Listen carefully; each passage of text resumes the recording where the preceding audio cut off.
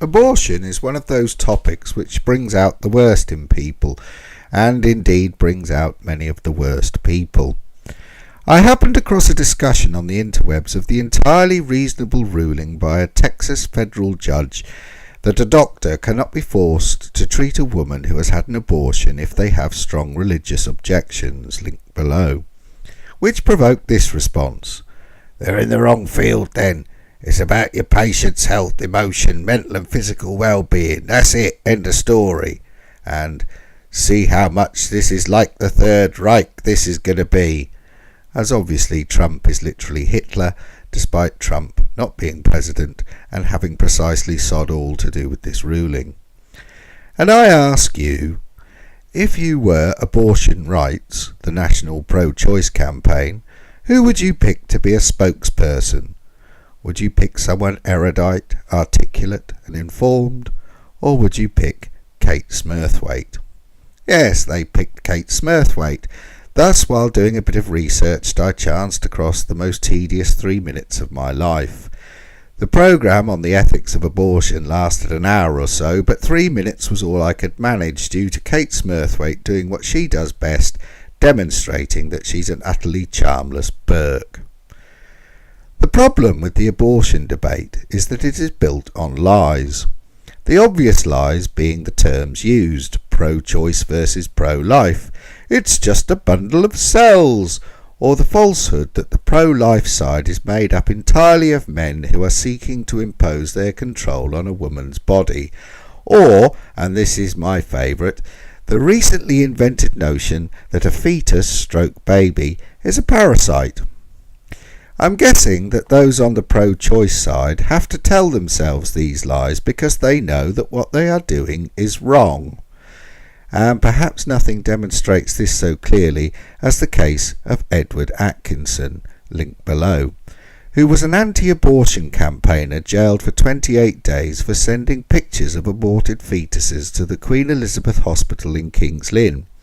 The hospital does perform abortions, yet apparently his sending them pictures of what the hospital was doing was upsetting the staff, and he was banned from the hospital for breaking the NHS zero tolerance policy, which led to the hospital refusing to give him the hip operation that he was on their waiting list for. I shall leave you to ponder this in relation to the notion that pro-choice is about your patient's health, emotion, mental and physical well-being.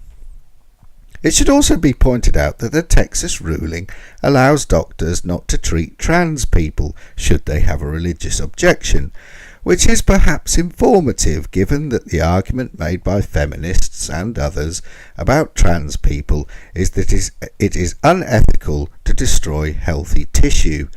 Yet for some reason this does not apply in the case of the parasite/fetus/baby/collection of cells.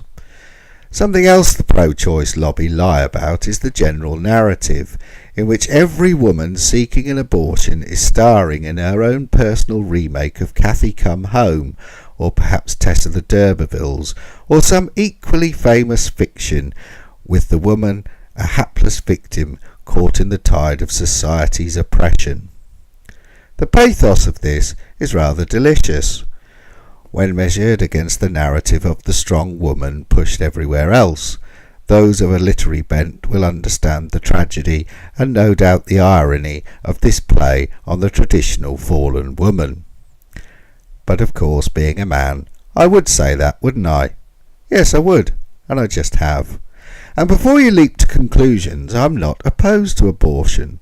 What I am opposed to is the pro-choice arguments, particularly the feminist pro-choice arguments that paint women as victims and men as Heathcliff. And I rather take the view that the pro-choice arguments are about women telling other women what they should and shouldn't do with their own body, for perfectly understandable evolutionary reasons. After all, if you have bought into the idea that your purpose as a woman is to control your body to the point of sterility while building a career and eating Special K, then the last thing you want is for your friends to be enjoying their children and talking about how well they are doing at school. As Meg Ryan says in When Harry Met Sally, and Joe and I used to talk about it, and we'd say how lucky we were to have this wonderful relationship.